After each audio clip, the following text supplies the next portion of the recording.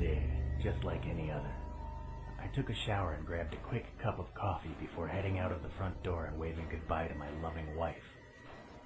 I jumped on board the bus, sat down, turned on my MP3 player, and promptly entered my usual daydream state.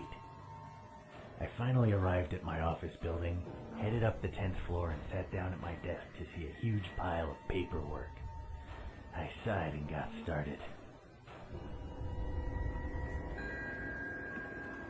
A scream coming from down the hall broke my concentration. I considered going to see what it was, but the thought quickly passed. Probably just another hysterical secretary overreacting to a spider. Just as I started getting back to work, something else grabbed my attention. I peered out the window into the street below, and to my astonishment, saw a scene of utter chaos.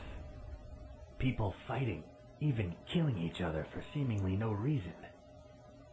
By this time, some of my coworkers had gotten up from their desks and joined me in staring out the window. Hello everyone, welcome to TrepidationNation, and today I am going to be playing a game of Dead Frontier Outbreak. There is two games of this little series type thing. This game is a request from a friend who wanted me to play it and put it on the channel. So that's what we're going to be doing. Depending on how long the game is, I may end up making this more of a, this may be a random games video. We'll see based on how long it turns out.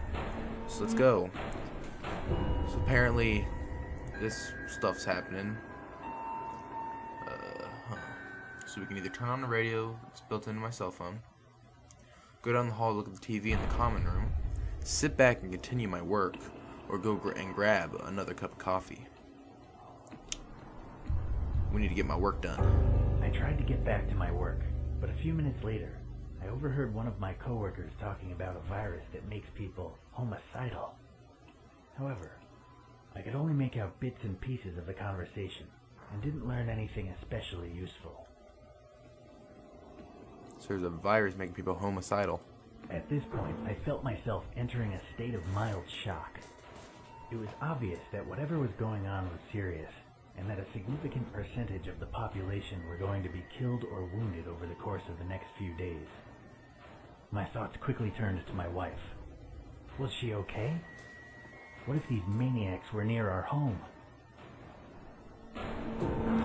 So before I select this next option, I just want you guys to know that the offset of the him speaking and the words, that's not my video, that's actually the game.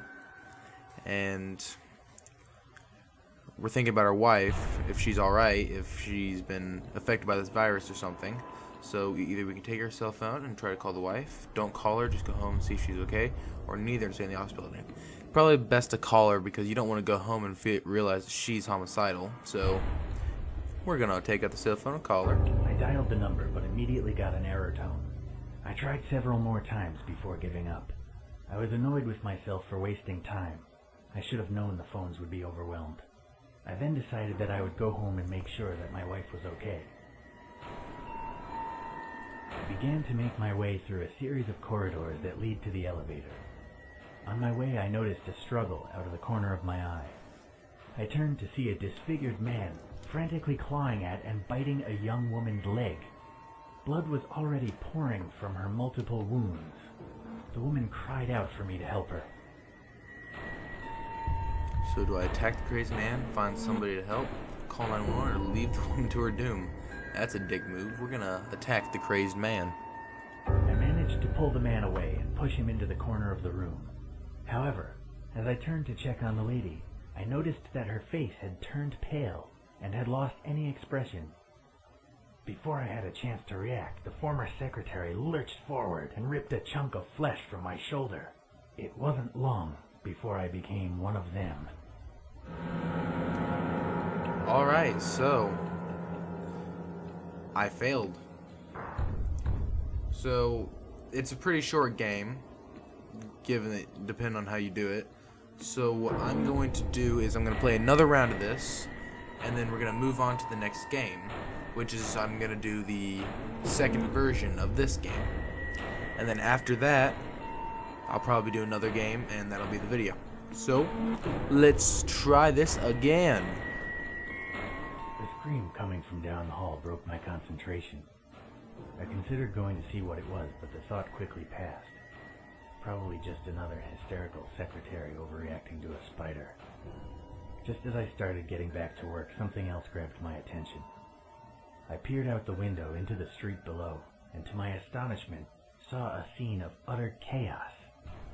People fighting, even killing each other for seemingly no reason.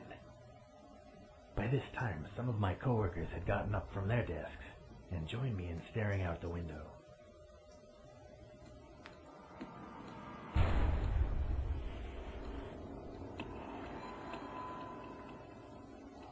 Alright, so this time we're gonna turn on the radio built into the cell phone and find out what's going on. The radio began blurting out all kinds of information. It said that a new breed of virus had been discovered, one that would change its victims into a homicidal maniac. This virus was highly contagious and spreading rapidly. Their advice was to stay where I was, and that if I were to encounter an infected person, I should try to destroy their brain. Gotta destroy their brain. At this point, I felt myself entering a state of mild shock. It was obvious that whatever was going on was serious, and that a significant percentage of the population were going to be killed or wounded over the course of the next few days. My thoughts quickly turned to my wife. Was she okay? What if these maniacs were near our home? We're just not gonna do anything. I hung around the office for a while, but it wasn't long before I began to hear shouts and screams echoing around the building. It seemed that the infection had already made its way inside, and that staying here was no longer safe.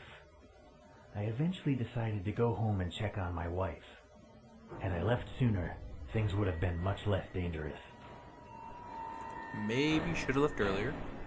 I began to make my way through a series of corridors that lead to the elevator. On my way, I noticed a struggle out of the corner of my eye. I turned to see a disfigured man frantically clawing at and biting a young woman's leg. Blood was already pouring from her multiple wounds. The woman cried out for me to help her. So this time, we're not gonna attack that crazy guy. This time, we're leaving the woman to die. I continued down the hallway, ignoring the woman's cries for help. She would have been infected, and it wasn't worth the risk. See, now he's making me feel stupid for doing it last time. Wow. I arrived at the elevator, but to my dismay, it seemed many other people had the same idea. I heard a ping, and the elevator doors slid open. In a split second, the large crowd of office staff pushed and shoved their way into the tiny metal box.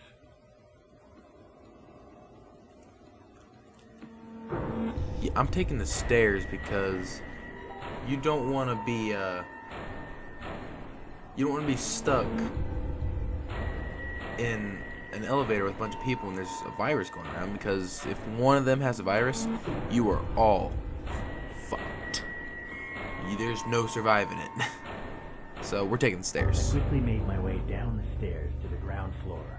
Sure, I was a little out of breath, but at least I saved time and avoided a potentially lethal situation. I eventually reached the ground floor and entered the lobby. The scene in front of me was one of extreme violence. The security team was desperately battling with a swarm of infected, and they appeared to be losing. I watched helplessly as a guard on the opposite side of the room was torn limb from limb. I noticed his gun lying on the floor just a few meters away from his dismembered corpse. So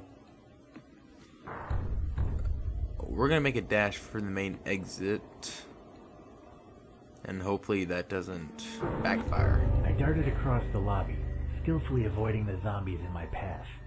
It wasn't until I burst through the main doors into the street that I realized my mistake. The situation there was even worse. The road was literally teeming with zombies. I attempted to make an escape, but it was no use. Within moments, I was overwhelmed. Alright, and we were killed once again. So that'll do it for this game. Let's move on to June 29th, 2016. Our lives changed forever. A virulent man-made virus had been mysteriously released into the population, mutating the infected into ravenous flesh-eating zombies. The outbreak had claimed untold lives, but somehow my wife and I had managed to survive. We escaped the carnage of the cities by driving deep into the countryside, hoping to find relative safety at our parents' farm.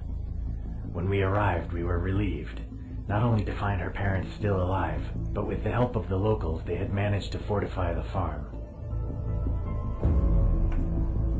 Alright. So we found a place The to granary stay. held enough grain to feed us for months, and we had plenty of ammunition. It seemed as though we could survive here almost indefinitely. All too soon, we realized things weren't that simple. With no one working at the local sewage treatment plant, filth had found its way into our drinking water. A disease we had all but forgotten about came back to haunt us: cholera. Without antibiotics to treat the infection, people grew weaker and weaker, and finally died. It was clear that if someone didn't go and find some medicine soon, we'd all be wiped out within a month. Those still healthy enough to hold a gun decided to draw straws. Mine was the shortest. Draw straws. That's the best thing to do in this survival situation. Draw straws. That's how you decide who gets to die. You draw straws. Let's go. Having been chosen for the mission into town, I wasted no time and started preparing immediately. I realized that even decisions that seemed unimportant at the time could make the difference between life and death later on. With that in mind, I headed to my father-in-law's wardrobe and started to think about what I should wear. Alright, so what to wear? I'd say camouflage combat fatigues, that way we can hide if necessary. I chose to wear the old man's combat fatigues. I hoped it would make me much harder to spot. I knew that I was heading straight into a meat grinder. Zombies still wandered the streets, devouring any living thing that crossed their path. I knew that confrontation with the infected was inevitable, and so after I got dressed, I headed straight for the armory. So, shotgun's good for close range, which is something that's going to be important if we come real close to one. Hunting rifle's good for if you see one in the distance taking a shot, but if you do that, there's a good chance you can draw the rest of them to you. And you don't want to do that. Plus, with any of these guns, because they're all going to be loud enough to draw them, but if you're shooting far away and you shoot ones far away, you're going to draw them all close to you, and then you're screwed. You can't kill close distance that easily with hunting rifle. Automatic pistol would be pretty decent, but you use up a lot of shots too quickly, and it really wouldn't be that good. Submachine gun kind of has the same quality as the automatic pistol. You'll do too many shots too quickly. So we're going to take a shotgun. I took the shotgun, realizing it was easy to use and powerful at both close and medium range. Having armed myself, I grabbed a rucksack to carry some additional supplies. It was imperative that I traveled light so I could complete my mission as quickly as possible. My fellow survivors were counting on me getting back with antibiotics as soon as possible, and the risk of being unable to outrun the infected was one I wasn't willing to take. Alright, so either we have extra ammo so we don't run out, a rope so we can use it to get onto things, or there's tons of uses for a rope. First aid kit to heal us, or not heal us, but you know, or a crowbar which can help us pry open doors that are jammed. That's probably the best instance because it can open boxes, pry open doors that are jammed. It can be used as a weapon if necessary. We're gonna take the crowbar. Both a useful tool and a deadly weapon, the crowbar seemed like the obvious choice. I was almost ready to leave the safety of the compound. For the first time since arriving, I felt truly afraid. I knew that I may never return from this mission, but if I didn't go, what little remained of my family would be wiped out. I knew my wife was sick, and unless I got her the medicine soon, after all we'd been through, I couldn't let it end like this.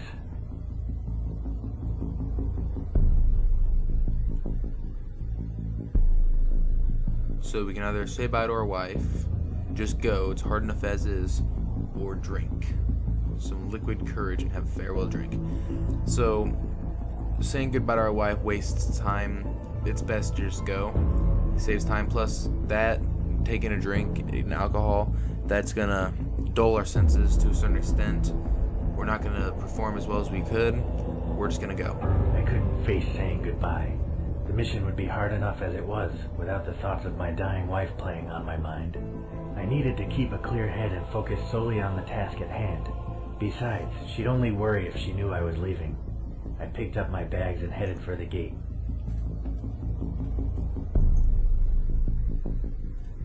I took a deep breath and stepped out of the compound into the wasteland beyond.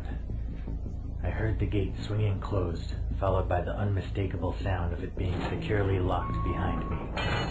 I started walking and didn't look back. As I began my journey, I realized that I had quite a way to go, and I considered finding alternative transportation. So, walking in town, bad idea. Bicycle, not too bad if you can find one. And hotwire an abandoned car, while that is a very efficient form of transportation and it can very easily protect you from zombies being closed, if you hotwire a car, first off, there's no guarantee you're going to be able to get one with gas in it. You got to find a car and there's no guarantee it's going to be good. And also, cars tend to be loud. That's going to attract zombies. You don't want to attract zombies, even if you are in a car, because I'm sure they can pick up a rock or something and beat your glass, beat the windows or windshield in. So we're going to go with a bicycle.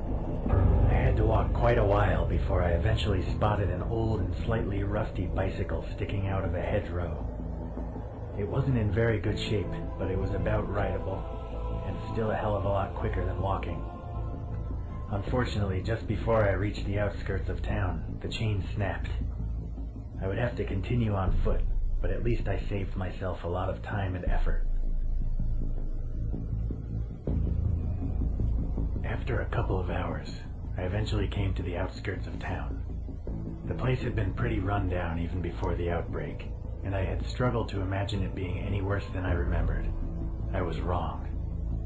Once the streets had been the home of petty gangs and prostitutes, but now they were littered with decaying, half-eaten corpses. The air was thick with flies, and maggots crawled and squirmed among the bodies. I took a moment to regain my composure, and then pressed on, trying not to notice what I was standing on. As I turned the corner, I saw another man standing some distance down the road. I had no idea if it was a survivor like myself, or one of the infected.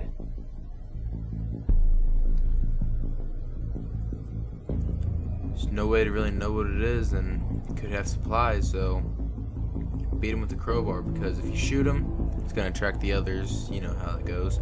Talking to him's not an option, because if he is in fact infected, you're screwed. Sneaking past him can work if you are sneaky enough. I don't know if he's sneaky enough. We did take the camo fatigue, so it could help, but we're going to attack him with a crowbar because he might have supplies. So I was convinced that the man was infected, and since he hadn't seen me, I had time to get in close. I got out my crowbar, slowly crept up behind him, and smashed him as hard as I could in the back of the head. I felt his skull cave in with the first blow, and after several more there was nothing left but lumps of brain and fragments of bone. Even if he was human, he probably wouldn't have suffered. Having dealt with the situation, I continued on down the street towards a small chemist. To my relief and surprise, the building didn't show any outward signs of having been looted. The door was closed and the glass window was still intact.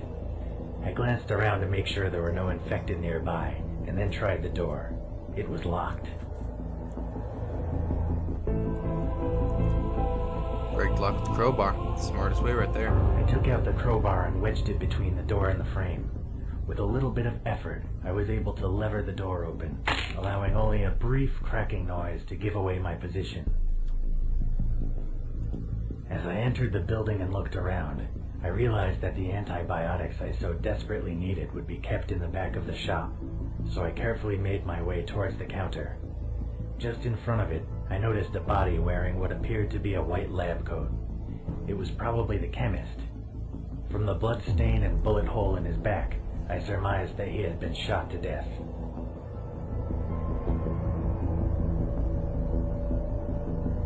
I'm gonna smash his skull with a crowbar. That way we can make sure that it doesn't like rise up and murder our families. So yeah. I hadn't survived the outbreak this long by taking unnecessary chances. I swung the crowbar at his head over and over again, until all that was left was a bloody red mush on the carpet. Not even the infected could survive that. As I walked into the back room, my heart sank. While the front of the shop had been left untouched, looters had clearly broken in at the back and taken all the medicine. Most likely, drug addicts in search of a fix. I searched everywhere, but the only thing left was a few tubes of hemorrhoid cream. I made my way back to the front of the shop and realized that my mission was far from over. I wondered if I could find any extra supplies before continuing. Cash is not gonna do anything. I'm gonna look for a first aid I kit. realized that a place like this probably sold some basic first aid kits and equipment. It didn't take long to find what I was after. I put it in my backpack and then headed back outside. I pressed on towards the local mall. It was the only other place in town that I knew for sure had a pharmacy. There may have been other places, but I didn't know where they were, and didn't want to risk getting eaten alive while looking for something that might not exist. As the mall finally came into view, I felt a strange mix of relief and horror. I was now close to my goal, but it seemed that the last few hundred yards would pose an almost insurmountable problem. The plaza in front of the building was infested with zombies, idly wandering in circles and occasionally bumping into each other. As I wondered what to do next, the wind suddenly changed direction, carrying my scent toward the pack of infected. In near perfect unison, the infected sniffed the air and turned to stare directly at me. A split second later, they charged. So we can hide in an abandoned car, run past them to the mall, run around the block, try to find another entrance, open fire, wipe the bastards out. And that's what I'm going with, because it's the best option really at this I point. decided that my only hope was to kill every last infected son of a bitch.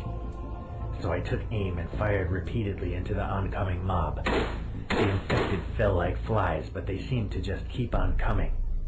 It wasn't long before I was completely out of ammo. I tried to run, but by then it was too late.